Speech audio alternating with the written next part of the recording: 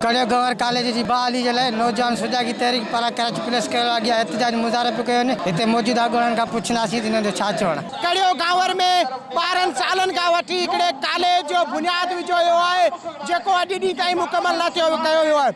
असां दर धिका खाधा, असां बदीन जी ज़िले इंतिज़ामिया ते ऑफिस अॻियां धरना आया, एहतिजाज कया, कंहिं बि असांजो आवाज़ न ॿुधो।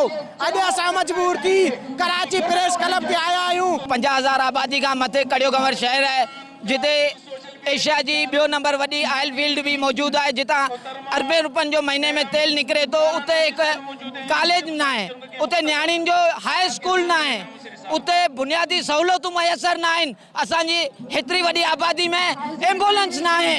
असां सां छो ई वेदन कयो वञे थो, छो ज़ुल्म कयो वञे थो।